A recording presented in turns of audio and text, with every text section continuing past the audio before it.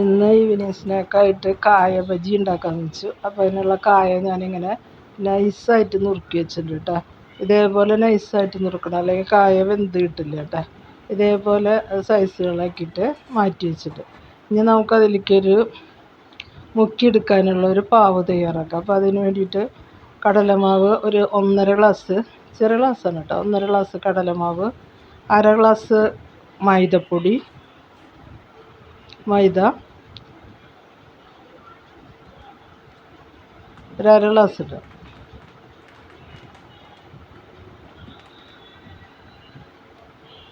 ഒരു 1/2 ഗ്ലാസ് മൈദയും ഒരു 1/2 ഗ്ലാസ്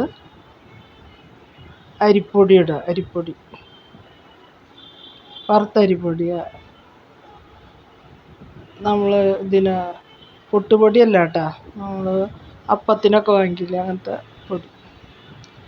അപ്പോൾ അത് വാങ്ങി അതിട്ടതിന് ശേഷം നമുക്ക് അതിലേക്കിനി ഒരു 1/4 ടീസ്പൂണ് ബേക്കിംഗ് സോഡയും ഒരു വലിയ സ്പൂണ് മുളക് പൊടി, ഒരു 1/2 സ്പൂണ്, ചെറിയ സ്പൂണിൻ്റെ 1/2 സ്പൂണ് കുരുമുളക് പൊടി,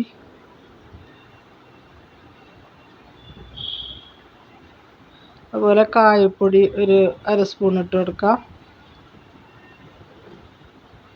പിന്നെ ആവശ്യത്തിന് ഉപ്പ്.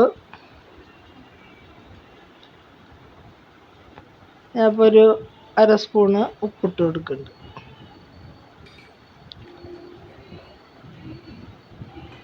ഇനി എല്ലാം കൂടി ഒന്ന് മിക്സ് ചെയ്യാം നമുക്ക് ആദ്യം.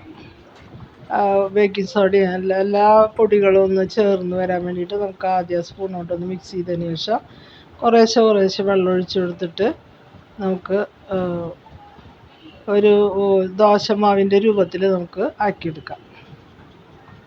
വെള്ളം പോലെയല്ല കേട്ടോ, നമ്മൾ സ്വല്പം കട്ടിയോട് യോജിപ്പിച്ച് അതിൻ്റെ കട്ട നന്നായി ഉടച്ചു കൊടുക്കണം കേട്ടോ. അങ്ങനെ ഞാൻ കലക്കിയെടുത്തിട്ടുണ്ട്, ഇതേപോലെ മാവ് ആക്കിയെടുത്തിട്ടുണ്ട്. ഇനി നമുക്ക് ഒരു ചട്ടി വെച്ച് വെളിച്ചെണ്ണ ഒഴിച്ച് കൊടുക്കാം. അത് ചൂടായി വരുമ്പോൾ നമ്മൾ കായ ഈ പാവിൽ മുക്കിയിട്ട്, ഞങ്ങൾ പാവ് എന്നാണ് പറയുക കേട്ടോ, അതുകൊണ്ടാണ് ഞാൻ ഈ പാവെന്ന് പറയുന്നത്. അപ്പോൾ ആ കൂട്ട് തയ്യാറാക്കിയതിലേക്ക് നമ്മൾ ഈ കായ മുക്കിയിട്ട് ഇട്ട് കൊടുക്കുക.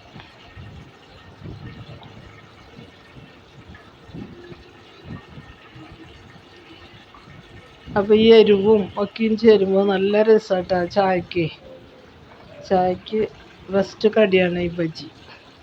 അതിപ്പോൾ കായ കൊണ്ട് മാത്രമല്ല, നമുക്ക് മുളക് ബജി എന്നൊക്കെ കേട്ടിട്ടില്ലേ, അതൊക്കെ ബജി ഉണ്ടാക്കാം കേട്ടോ.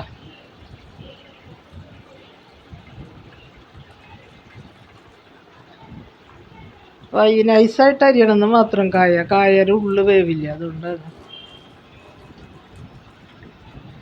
അത് അവിടെ ഫുള്ളിൽ വെക്കരുത്, നമ്മളൊരു ലോ ടു മീഡിയത്തിലിട്ടിട്ട് നമ്മൾ ഇതിങ്ങനെ വേവിച്ചെടുക്കണം.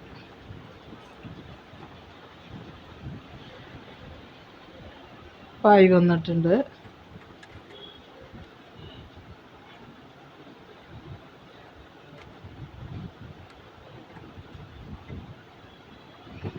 അടുത്ത് ഇട്ട് കൊടുക്കുക. ഇങ്ങനെ ഇന്നത്തെ നമ്മുടെ ബജി തയ്യാറാക്കിയെടുക്കാം. അപ്പോൾ കായ ബജിയൊക്കെ എല്ലാവർക്കും ഒരു ഇത് ഇഷ്ടമാണെന്ന് തോന്നുന്നു. നല്ല ടേസ്റ്റല്ലേ, നല്ലൊരു എരിവും, ചായക്ക് ഒരു എരിവുള്ള പലഹാരങ്ങളാണ് എപ്പോഴും നല്ലത്.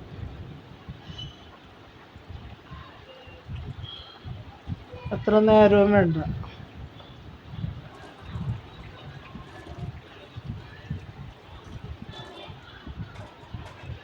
അതിൻ്റെ ഉള്ളു വേണമെന്ന് മാത്രം. നമ്മൾ വല്ലാണ്ട് സ്പീഡിലിട്ടിട്ട് ഇങ്ങനെ ഫുള്ളിലിട്ടിട്ട് വെച്ച് കഴിഞ്ഞാൽ പുറം ഭാഗം പെട്ടെന്ന് കരിയും, അതേസമയം ഉള്ളിട്ട് വേവില്ല. അപ്പോൾ നമ്മൾ ആ ഒരു തീൻ്റെ ഒരു ഇത് നോക്കണമെന്ന് മാത്രമേ ഉള്ളൂ.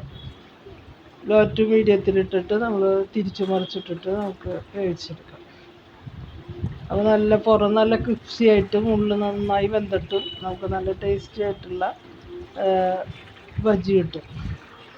അപ്പോൾ ഇന്നത്തെ എൻ്റെ ഈവനിങ് സ്നാക്ക് കായ ബജിയാണ്. ഇങ്ങനെ ഇടയ്ക്കൊക്കെ ഉണ്ടാക്കി മക്കൾക്ക് കൊടുക്കുക.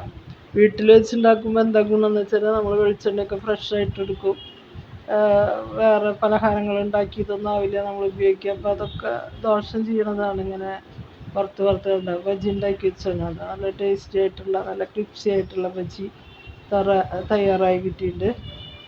അപ്പോൾ നിങ്ങൾ ഇഷ്ടപ്പെടുകയാണെങ്കിൽ ലൈക്ക് ചെയ്യാനും ഷെയർ ചെയ്യാനൊന്നും മറക്കരുത്. വേറൊരു വീഡിയോ ആയിട്ട് നമുക്ക് വീണ്ടും കാണാം. ഇതാണ് നമ്മുടെ ബജ്ജി. അപ്പോൾ എൻ്റെ വീഡിയോസൊക്കെ ഒന്ന് കണ്ട് സപ്പോർട്ട് ചെയ്യണേ.